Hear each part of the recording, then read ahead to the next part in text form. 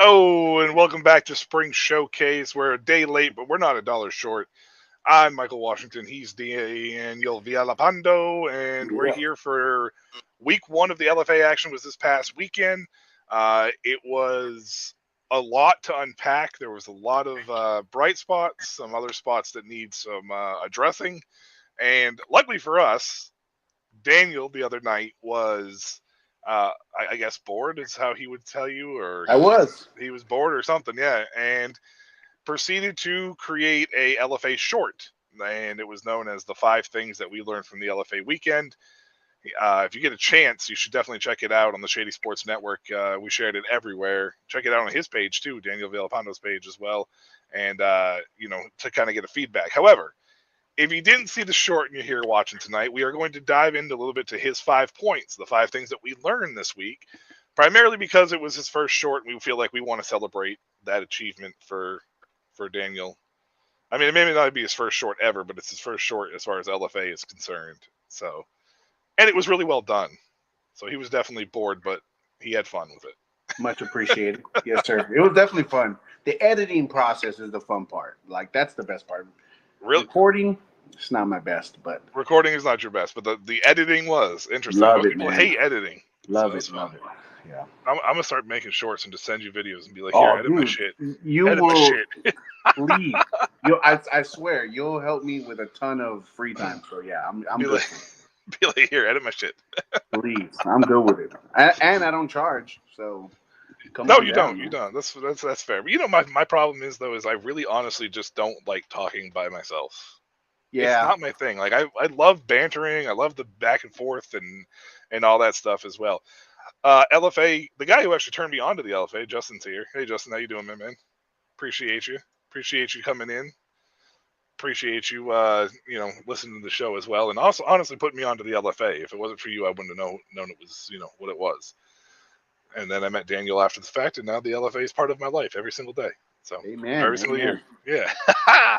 All right, so Daniel, let's talk. Well, first and foremost, why don't you go ahead and give us a quick rundown of your 5 big points, So the and then we'll biggest touch base. We'll touch base on it from there.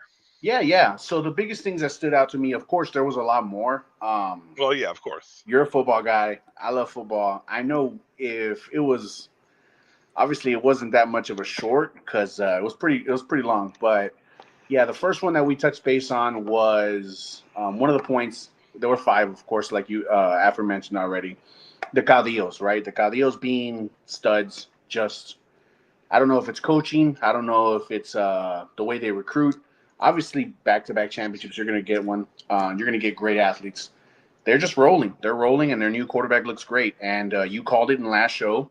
You said you think he's going to be a perfect fit, and sure enough, I mean, he looks like it. He may have gotten banged up at the end of the game from a little birdie that I heard on Instagram. So we'll see. We'll see how he plays the next game. The second point being was the Osos, right? Their defense was our biggest thing that we were worried about. If the defense can show up, as last year they were, of course, the Fundidores, the defense showed up, man, and they have so many explosive weapons. By the way, brand new helmets. I don't know. Did you catch those new helmets I they have? did catch those new You helmets. know, I was Yeah. like, dude, the funding is coming through, man. I did. The stream was a little rough, but Yeah, it was, man. It surely was. But hopefully they fix that up. I think if the offense can catch up, I mean, I know you and I both agree on this.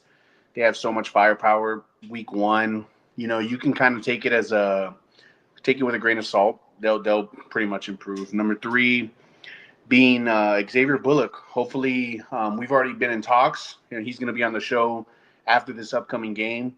I know that's your squad, man. The Gallos Negros. They're that's the team you're rooting for, and that kid is lightning in a bottle. He's just a stud. I was watching some of his overseas film. The kid can play. They got to take care of him. I know you're going to touch base on their offense later on. It looked great. Number 4 being how big flag football is. I think that was 4 or 5. I'm not sure. But yeah, how big flag football is in the development of the national athletes. I know, obviously, a lot of us here in the United States grow up with football, American football. Not a lot of them don't over there, and the new generation will. But I was noticing a lot of the national team flag football players are LFA pros, and that's the opposite here in the States. Yeah. There's, you have your NFL, and everyone's like, man, can you imagine if like all these players played in flag football?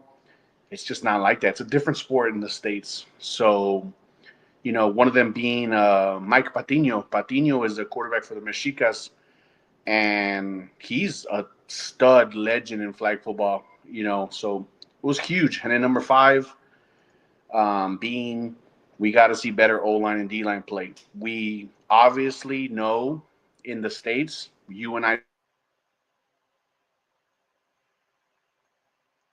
I think we lost Daniel. Oh no! Did we? Nope, we got you. I think you're back. I got you. Yeah, okay. Okay. You're talking about O-line, D-line play. Go ahead. Yeah. I was like, oh no. I was rambling on. Yeah, we just need to see better O-line, D-line play, man. Something needs to be done. Something needs to be done with coaches or something. So, yeah, we'll see. All right, so let's touch base on your first point. First and foremost, before we get into breaking down your 5 big, points or the 5 biggest points that you came across the week 1. I want to talk about real quick. So the games, 4 teams didn't break 10 points. However, some of the games, even though they may look like they were lopsided in the score sheet, actually weren't that lopsided and were actually kind of exciting. For instance, well, we'll touch on that in a minute, but let's start with the Caudillos now, because this game was 41-3. This game was not close. Reyes just last year was a dismal year for them. This year appears to be kind of heading in the same direction, unfortunately.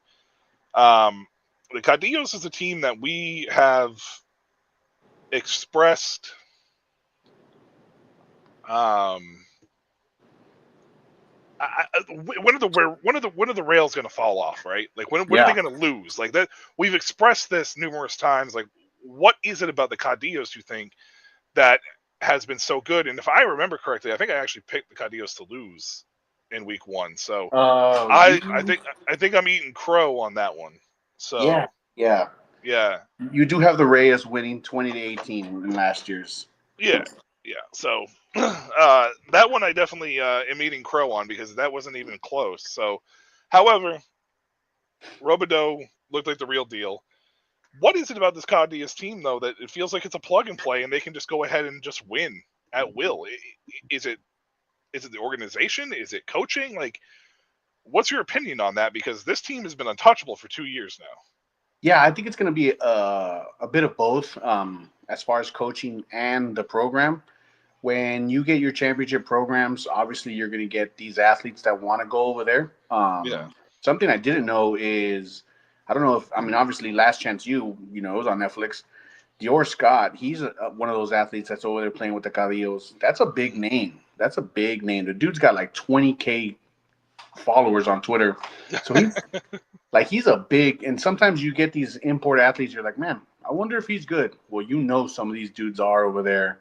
And it just feels like that coaching staff is very, very well put together, because, they didn't skip a beat. I remember, it was like 15 minutes and I saw your message and it was like, bro, this game's getting crazy out of hand. And yeah, I don't know what's going on over there, but they're doing it right. Yeah, and really honestly, like I expected, it to be kind of a little bit of a learning curve with them with Robideau. Robideau came in and looked like it just He looked like he was there last year. You know what I mean? Like, so it really, honestly, I don't want to say necessarily surprised me because we know that Robideau is very talented. It was just surprising to see this team kind of just move in so smoothly because there's a lot of new faces. You know what I mean? There's a lot of new Oh yeah. faces there, and they were able to kind of smooth into this season without missing a beat. No surprising that Robideau's on top in the passing game, 3 touchdowns, no interceptions. 3 touchdowns. He threw 3 interceptions in this game, though. Is this something that is going to have to be cleaned up for them, especially with some of the other teams like the Osos maybe nipping at their heels? Yeah, I think a huge combination was no discredit to them, right? But the Reyes, the Calillos got probably the best matchup in round one or week one. If you have 3 interceptions and you win by 38 points, you are you're in luck, you know. So you're doing a good job.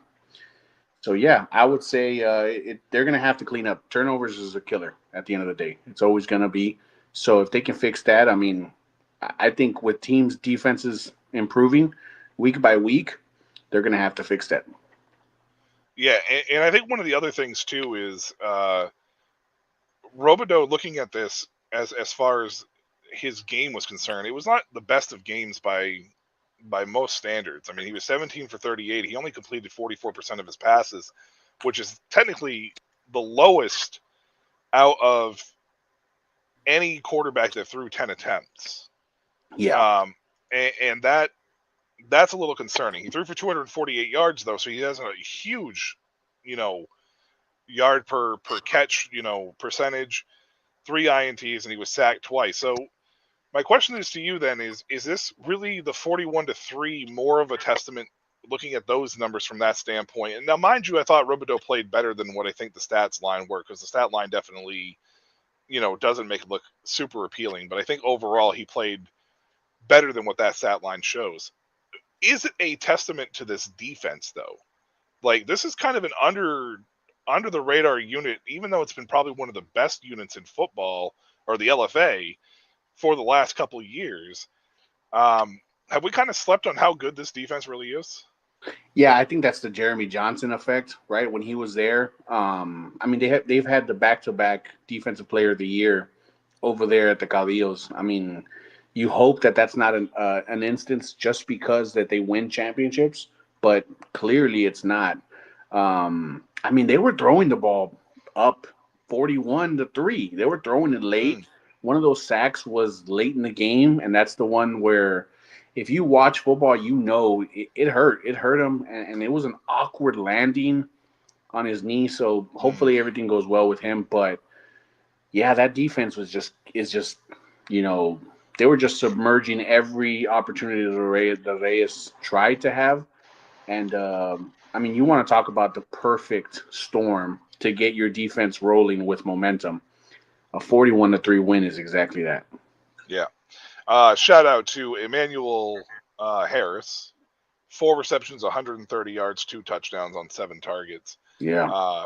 Easily the standout player, wide receiver, at least at wide receiver of the week this week. That's a huge number at 4 for 130 as well. He had 7 targets too. I think that's kind of impressive too. So we'll have to keep an eye on that moving forward. Now, your second point was the Osos. Coming out, rebranded from the Fundadores. They went up 23-9. This game was actually close for about, 3 quarters? Oh, yeah. It was pretty close for 3 quarters. And the Osos kind of looked a little stagnant on offense, which kind of surprised a lot of people, including myself, primarily because Shelton Epler, who is always in the MVP talk, returned to this team. Torrin Justin's returned to this team.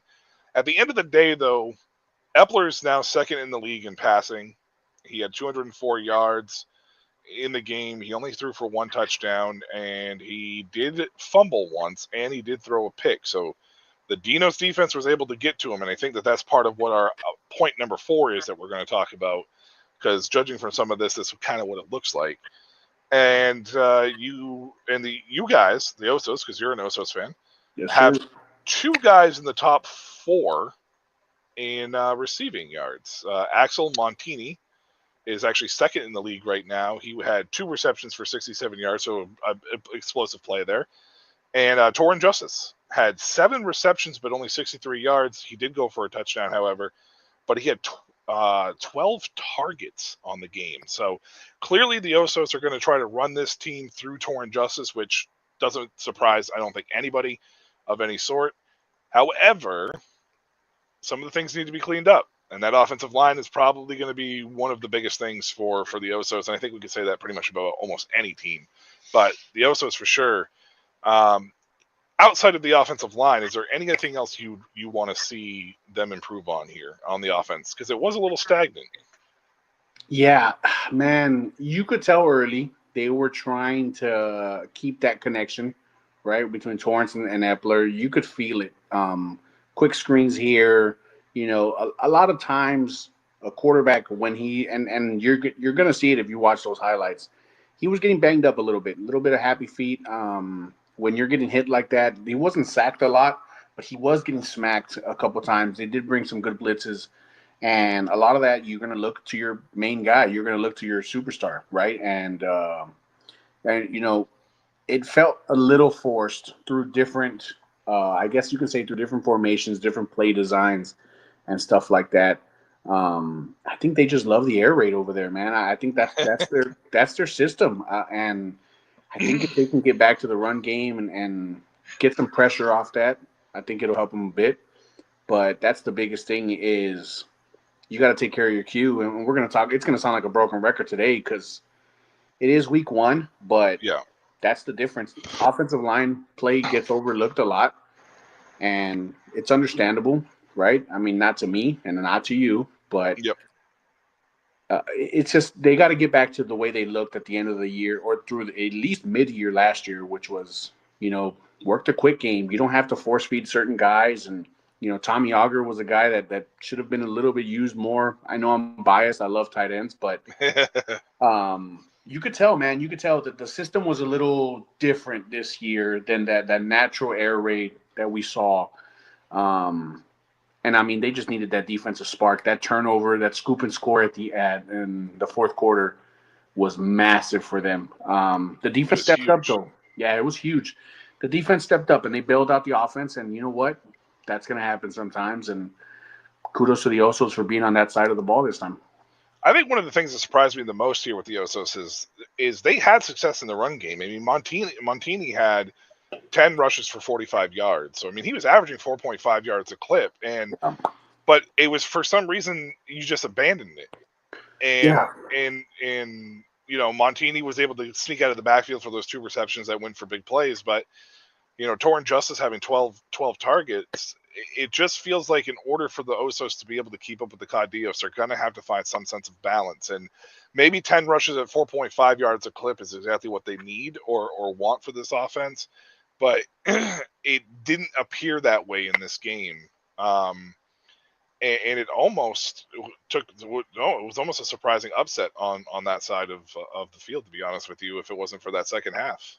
Yeah, and 5 of those carries, half of his carries were in the fourth after they had that scoop and score. Yeah. So, it's just stuff like that you see and you kind of start noticing little by little. I mean, it's like back in the day when the Patriots had those running backs, no-name running backs are just busting out, crazy games, but you still got Tom Brady back there, man. Let's throw it 50 times, We trust him. So you hope that they continue that. 4.5 yards of pop is music to my ears. So let's hope that it continues that way. Now, I want to switch gears to the team that you guys played in the Dinos real quick, because the Dinos had Trayvon Boykin. He came over to be the starter for them. I don't remember him getting hurt. Did he just get benched? Or did he get hurt? I don't remember for some reason. Man, I think it's going to be what's the word I'm looking for? I think it's just that's the national effect. And you had your quarterback last year. Obviously, we know who Trayvon Boykin is. We know what he is. He's a baller, man. He is what he is, and we know exactly about him. But at the end of the day, they had their cue last year. They had their certain guy.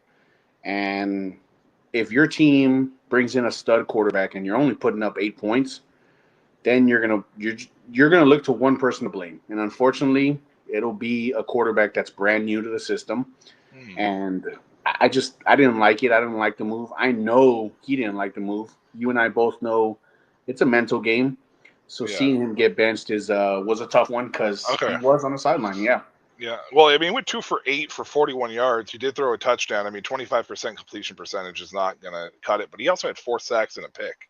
Yeah. So, I mean, he definitely and again, the Osos defense is, I think the Osos defense, at least from week 1, looks like it might be the second best unit. Is so far, Yeah, they behind the look good. Cadillos. They looked excellent. But Eric De La Rosa, he's back with the Dinos, came in, went 14 for 26 for 114, so 53.85. Seemed like a very conservative offense across the board for the Dinos, and I think that was probably more of a testament to this Osos defense than it was necessarily than what we're going to see with this Dinos offense moving forward. I'm very curious to see what the starting quarterback looks like for the Dinos next week, though. Yeah. Yeah. Absolutely. Agreed. 100% agreed. All right, now let's get into the big one. The Archangels won their debut inaugural season at home. Good for them, Unfortunately, it came at the expense of the Gallos Negros, who has a potential superstar in Xavier Bullock on their team at the quarterback position. But before we touch base on Xavier Bullock and your point, the Archangels I want to talk real quick because they lead the league at number 1 and number 2 in rushing. Oh, yeah. Joshua Mack went 13. He had 93 yards and a touchdown in this game. And Denzel Strong, he had 10 rushes for 74 yards and a touchdown in this game. They both averaged over 7 yards a clip in this game. Basically, we know who the Archangels look like they're going to want to be at this point in time. And maybe the Gallos Negros needs to shore up that rush defense, but that was a pretty good 1-2 punch for Strong and Mack down there with the Archangels. Yeah. Early on, you could see the formations they were coming out in. They were heavy. They were big. Yeah. They were ready to roll downhill. And at first, it was they were ballsy from the jump. They went first possession in their history. They went for it on 4th down. So props to them. But yeah, we know who they are apparently, and they're gonna run the rock. And I love it. I obviously love it. That's just me personally, but you're gonna see. I mean, if they can continue that and they can continue that growing, I mean, we saw it last year with the Mexicas and Tim Whitfield, how well a run game can get you. Can it get you all the way? We'll see. But we love first of all, kudos to them for winning their inaugural game. That's so cool. One of the greatest names of a football team. Hell yeah. Awesome. I love it.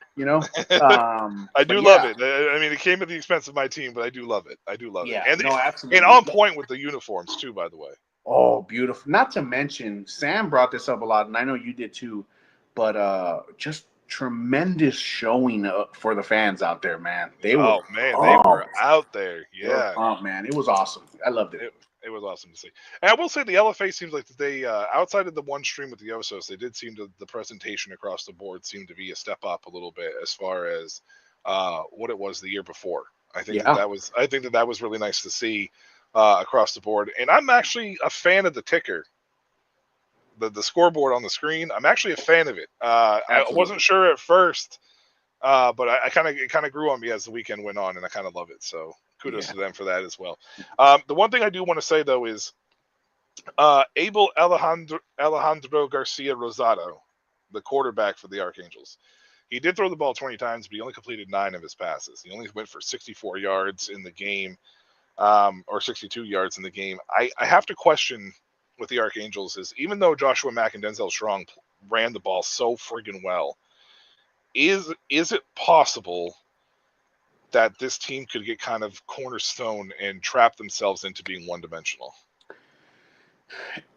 Watching that game, that's the first thing that went through my mind. I'm pretty sure 80% of those completions were quick screens and bubble screens. You could kind of feel their confidence level when they run the ball, and you could definitely see the difference when they have to drop back and throw. It's just we see it a lot, man. We see it a lot, and I know that's something that we brought up in our chat. Um, the national quarterbacks that are there, the development level of how far it is so vast in that quarterback system. But you don't really see a lot of the 6'3" field general guys out there. Man. Right, Just, yeah. Us Hispanics, we're just not blessed with that height. So, but you I saw see, some of that with the offensive line last year. I know. trust me, and it's weird because you don't want to. I don't like to say this, but it's like there's a very cookie cutter quarterback look in the Nationals, and you don't want that, man. And the biggest thing is because yeah, they can lead and they can they'll call the plays perfectly and all that stuff, but at the end of the day, 9 for 20 is not going to cut it. Yeah. If you're not throwing over 70 yards in a game, in a pro game, by the way, that's scary to know. Shout out to their running backs, but that's the biggest fear because what's going to happen if there's 8 in the box? So, Unsurprising when you throw for only 62 yards that you don't have a receiver in the top 10 in the league at this moment in time. So, correct. 9 for 62, you're averaging, what is that, like 0.4 yards, 0.5 yards a reception, roughly, Just somewhere about. around there. Like, it's not pretty at all. Yeah. He didn't throw a pick, though, and he protected the ball, and he didn't have a sack. He didn't get sacked. That was one of the big key things. And I don't know if that's on the Gallos Negros defensive line or if that's actually on the Archangels having a good offensive line. I we'll have to see what moves on moving forward is. Flip side, reverse this. Xavier Bullock is third in the league in passing. The guy went 18 for 38 for 185. He only completed 47% of his passes. However, he had 5 QB rushes. He threw a pick and he was sacked 4 times. So he was easily, and it's not even close outside of maybe the Mexica's quarterback, Jose Miguel Mejia, was easily the most under pressure quarterback in week 1. Yeah. However, there were a lot of flashes that made Xavier Bullock look good. The red zone offense was atrocious. This Gallos Negros team was in Archangel's red zone, I think, on 3 occasions and came away with 0 points overall. Yep. They need to work on that and clean that up as well. Obviously, like we've broken record, offensive line's a big thing. What else can the Gallos Negros do to protect Bullock from receiving this kind of pressure? Because right now, they have to get creative. Yeah, creativity is massive. When you get a quarterback like him, like Bullock, and he can move and he can use your feet, the last thing you want him to do is that's the reason he's escaping. You don't want broken plays to be the reason his yards are awesome. And that's what it's looking like right now. Designed plays. He got there 8 days prior to the season starting. I got to speak with him a little bit after the game. And he said he's like, just you got to give it time. You got to give it time. We're kind of learning a little bit of things, language barrier here and there, but they were very vanilla, in his words. So they'll add some creativity. Hopefully, we get to see that in week 2 and week 3 as it goes. But to help him out, yeah, that's exactly what you got to do. You have to be able to, one, pick up the blitzes. They were getting in scot-free, and yeah, he was sacked, only a handful of times, but man, there was one play he had a wide open receiver, and he got smacked. And I mean, like, the first thing I thought of was like, damn, that one's not gonna feel good. And this was early in the game. They got to protect them. They got to scheme it better, and that's the offensive coordinator's job. Yeah. Number 3 in the league in rushing is Billy Reagans. He had 14 rushes for 74 yards. So he had a touchdown. He had the lone touchdown for the Gallos Negros as well. So clearly they have some pretty good balance because J.J. Brainy is third in the league in receiving. He has 7 receptions at 64 yards. He also led the way of all wide receivers with 16 targets. So they have balance. This team is very balanced. It's just that offensive line has got to be their weakest point. On the defensive side of the ball, the defensive line is clearly a weakest point because not only were they not able to get a sack on the Archangels, they were also not able to stop the run. Gallos Negros is going to need to clean that up. And hopefully we'll see that the improvement here in week 2, right? Like that's the whole point of this. But Xavier Bullock, guys, if you do not know who he is and you're new to the LFA or watching the LFA again, just keep an eye on this guy because I'm telling you, it's going to be worth it from a standpoint of who he is and what he is. And we'll have an interview with him after this week here on Spring Showcase as well. So we'll be able to bring a little bit of attention to him for that. I'm excited about that as well. Yes, sir. Your fourth point was O-line, D-line. We talked about this. We don't have to dive into too much, but let's talk a little bit about the impact of the O-line, D-line in the Mexicas and Raptors game, because looking at the overall statistics in this game, just from a statistical standpoint, Raptors quarterbacks, Johan Guerrero and Israel Mendoza were both sacked a total of 4 times, and the Mexicas quarterback was sacked 5 times in Jose Miguel Patino Mejia. So we got national quarterbacks on national quarterbacks. Looks like we're going to be running 3 guys out in this case on national quarterback night. So,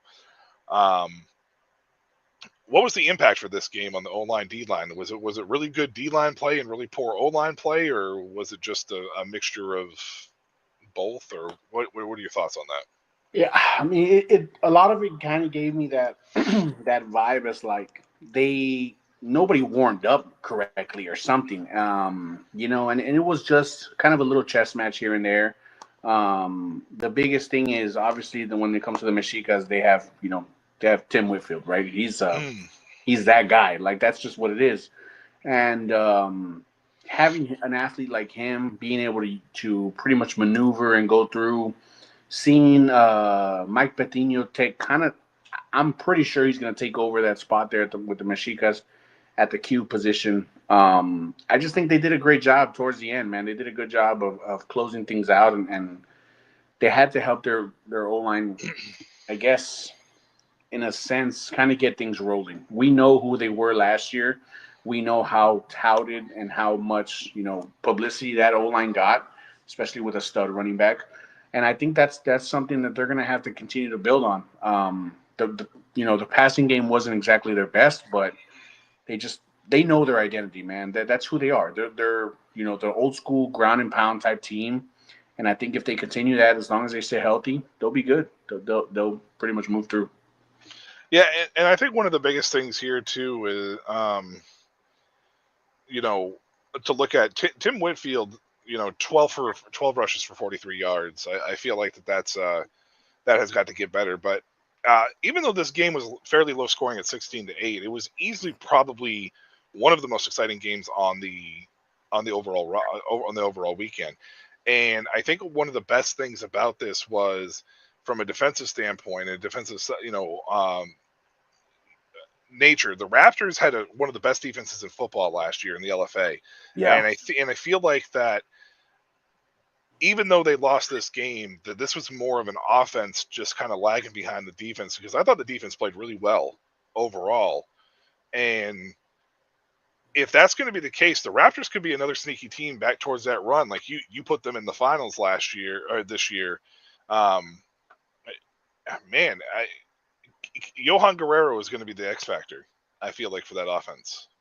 Yeah, they love him. That's man, I can't really, how do I say this? I don't think there's something outside of obviously pure talent and packages and stuff like that you can give to a quarterback more than your own confidence. Like as a coaching staff, when they love you and their confidence in you and they're confident and all that stuff, I can't imagine how great it must feel to be the leader of a team and to know, okay, like they have my back. And yeah, I agree. I mean, Johan has definitely showed he's that guy for them. He's the leader.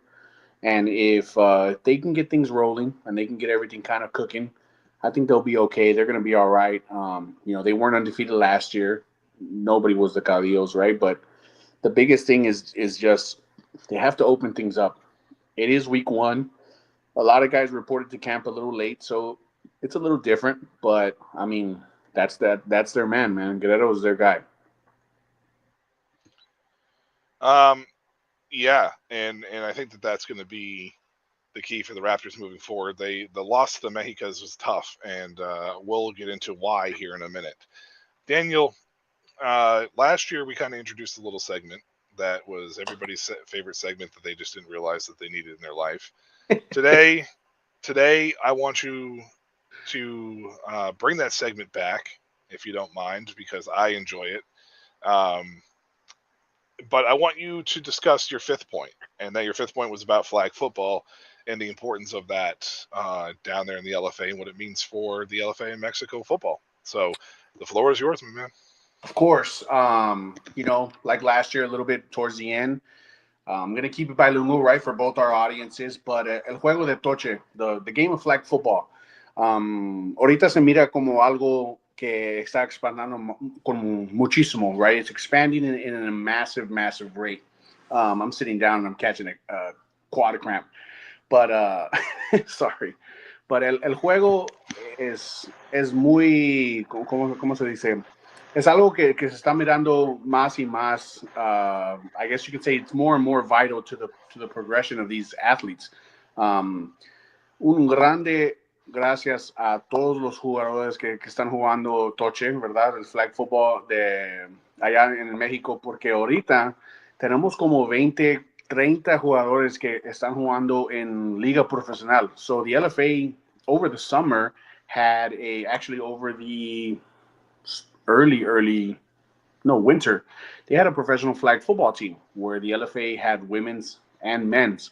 So, again, muchas gracias por todos esos jugadores que están jugando el LFA. Muchas gracias a ellos por poner eso en un gran, show, to put it on a grand stage.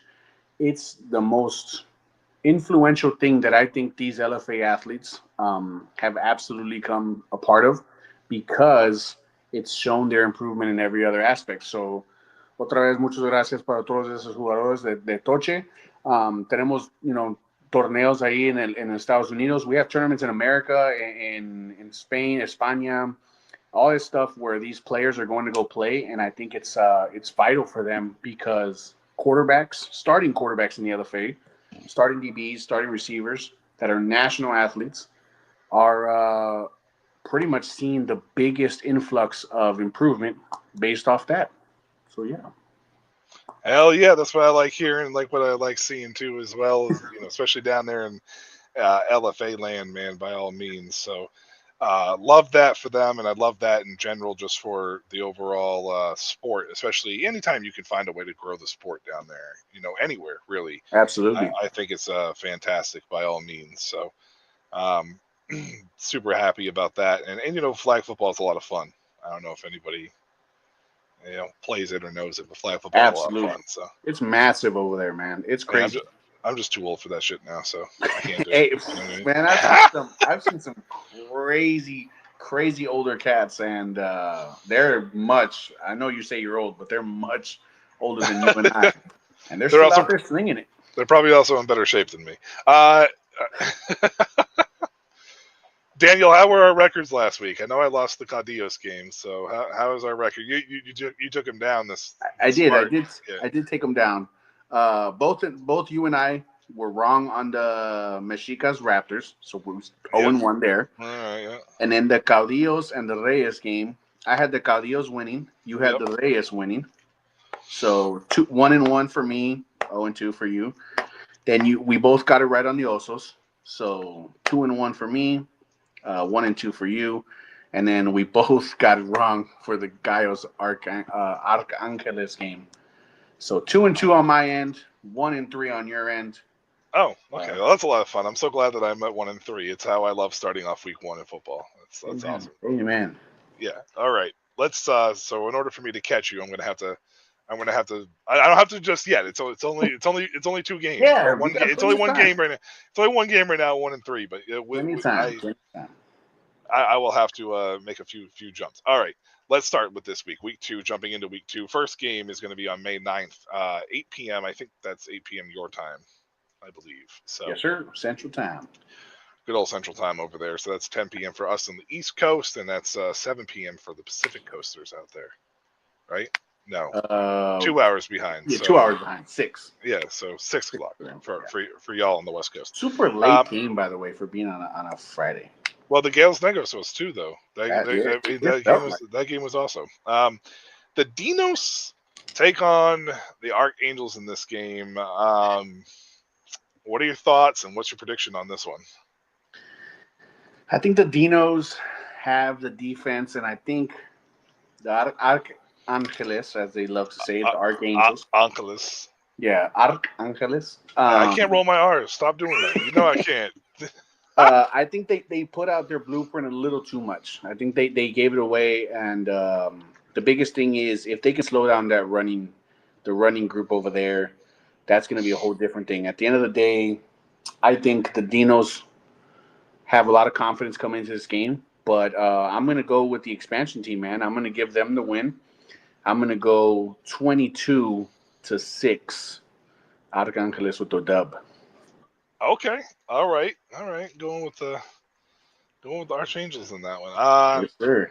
The Dinos kept this game with the Osos in week 1 really, really close. I Yep. mean, if it wasn't for a second half in the Osos defense, I feel like that this game probably could have been an upset for the Dinos in week 1, and that would have been shocking, I think, for a lot of people.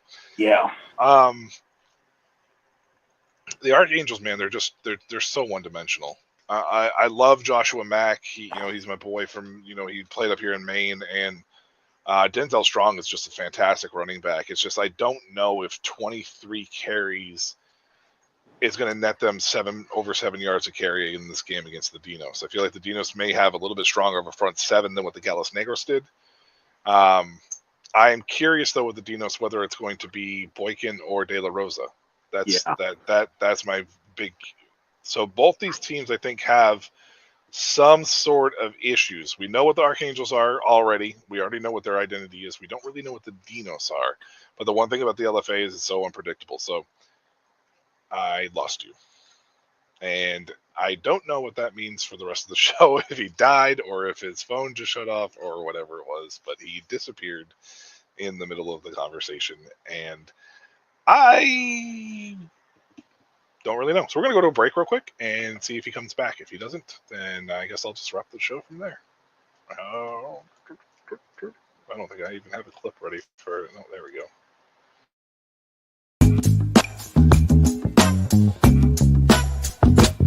I'm just being myself, cool as can be. When I'm being myself, you wish you were me. It's so easy. Get out your own way. It's just so easy.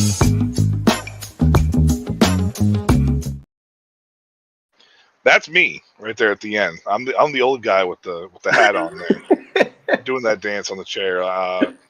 Welcome back, Daniel. I had to act real quick and threw up a little commercial there for. Hey, you're a beast. That's why they pay you the big bucks. They don't pay me nothing. I wish they paid me. Trust me. All right. I'm picking the Dinos in this game. I'm gonna go with the Dinos just because of the unpredictability. I don't feel like the Archangels have enough of the passing game to be able to open this game up if the running game gets shut down. I don't expect a very high scoring game. I'm going to assume that this game will probably be hover right around the teens. So I'm going to say the Dinos 18 and the Archangels 13. Nice. Gotcha.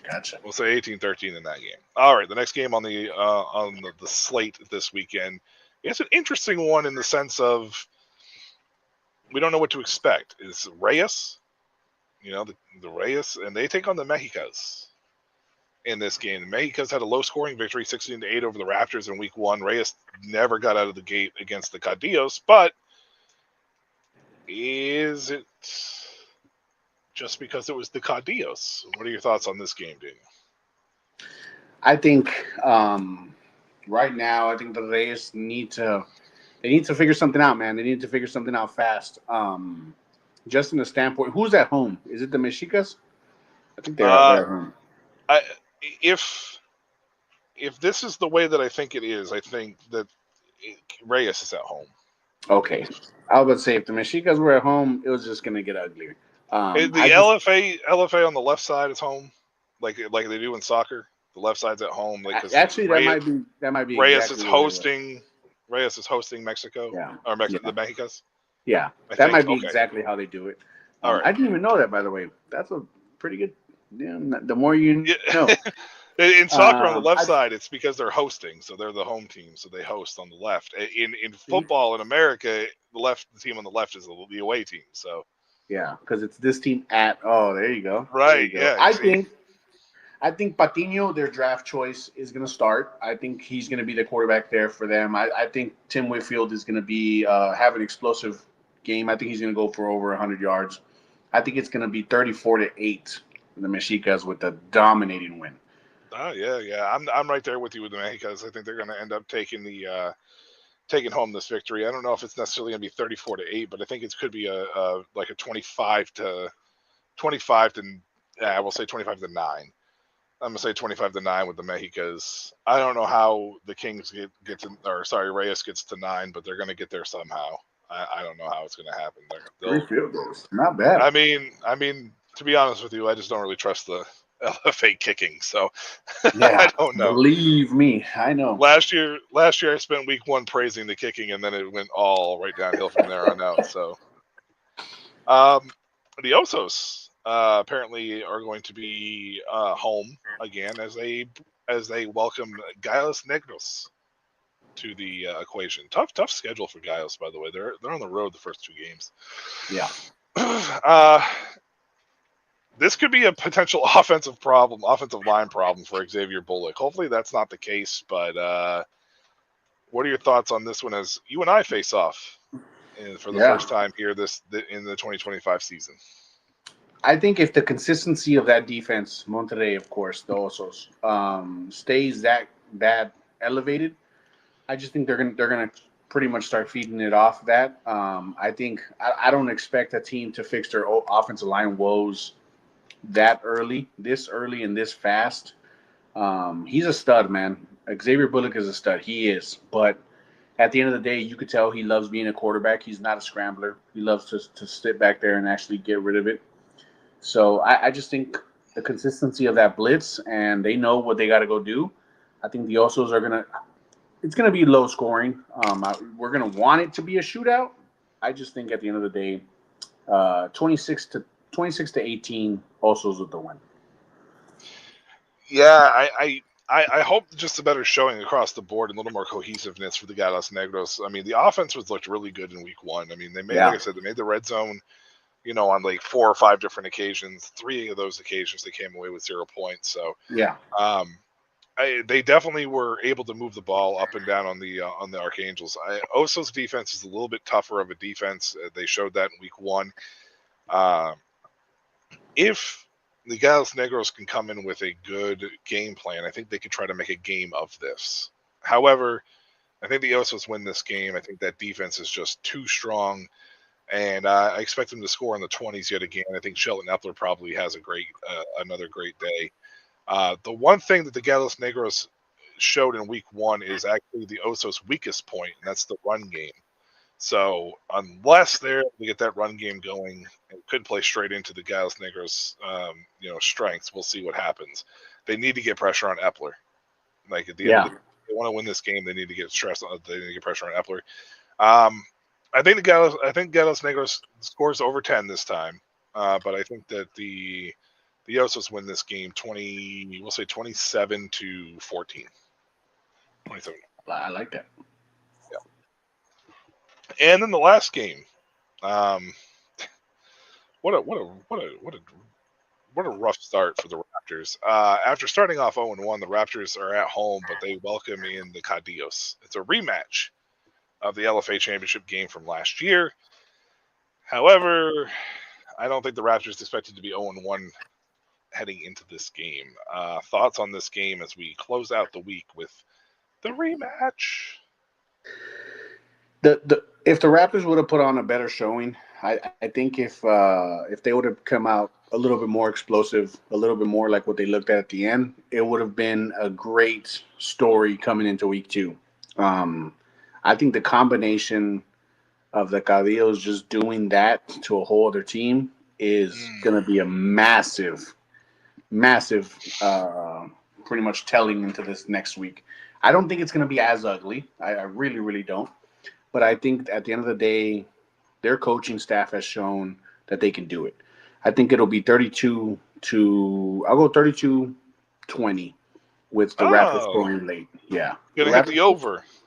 yeah, I'm definitely going to go with the over on this one. All right. I don't even know if there's a line for that. I wish there was because that would be a lot of fun to do. You guys started up. I know, right?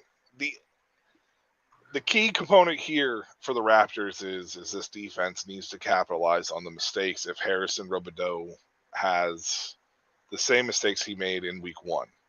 He threw 3 interceptions against Reyes, only completed 45% of his passes, and somehow still threw for over 200 yards and is leading the league in passing yards.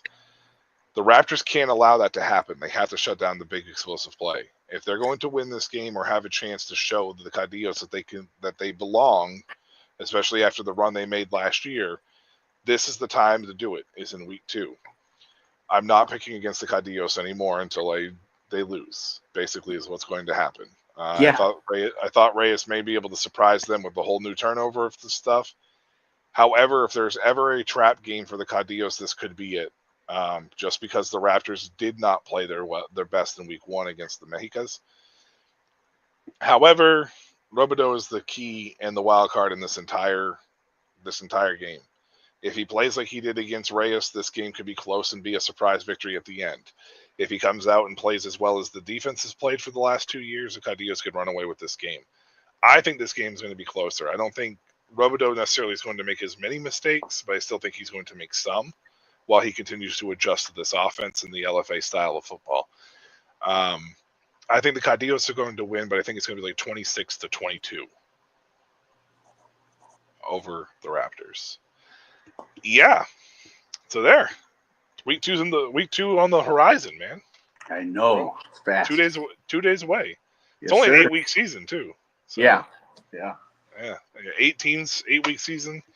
We'll be having Xavier Bullock next week for an interview as well here on the Spring Showcase. So make sure you tune into that as well. We'll be doing our little predictions and previews, I guess, afterwards. But we are going to have Bullock on here, and hopefully he has some good news and he's all cheerful and excited about the game. It's going to be a tough one though because Daniel's team is no joke. So. Yeah, I'm not gonna show bias. We also just got confirmation Malik Hargrove, number 12 from the Gallos Negros. Sunday he wants to have an interview. All right, perfect. Okay. So I mean, we're trying to get more guys on the show, man, and we want to get them out here. And I think the huge, awesome part about this is talking to these imports about obviously the country of Mexico and what hopefully everything's going over there. Yeah. When there's different sports and different stuff, overseas, you want to make sure they're being treated right and everything. So hopefully we get good news, and we hear good things from Malik and Xavier on those interviews. I know it's going to be against my team, but secretly, let's see. Hopefully they have a great game, man. Yeah, I'll cheer for Alosos on any other week except for when they play us. So yeah. Yeah, you know how that goes. All right, that's going to do it for us here tonight on Spring Showcase. Make sure you hit that Shady Sports Network. Hit that like button, hit that subscribe button, hit all that good stuff. Make sure you follow Justin Kellum, too, by the way, on Twitter. Justin Aaron, UA something. Put it up there, Justin, if you're still listening, and I'll throw that across the screen. He's fantastic with all of the European footballs and the international football leagues, and he's well connected. Posts out a lot of good info, so make sure you follow him. Make sure you follow Daniel as well. Villalpando. He's going to be doing some more shorts coming up there. There's Justin's X handle for you as well. Make sure you follow him wherever you can find it. Follow me. Shady Sports Network basically is the big one. Hit that like button, hit the subscribe button, hit the little dingy so you get the notifications every time we come on air. Spring Showcase tonight was on a Wednesday. However, we normally showcase it on Tuesday night, 8:30 p.m. Eastern time. Sometimes things happen, life happens. So if you don't see us on Tuesday, wait till Wednesday. That means we'll be back on Wednesday night for sure. But I'm Michael Washington, and he is Daniel Villalpando, and we are off until next week. Xavier Bullock, quarterback of the Gallos Negros, will be here. So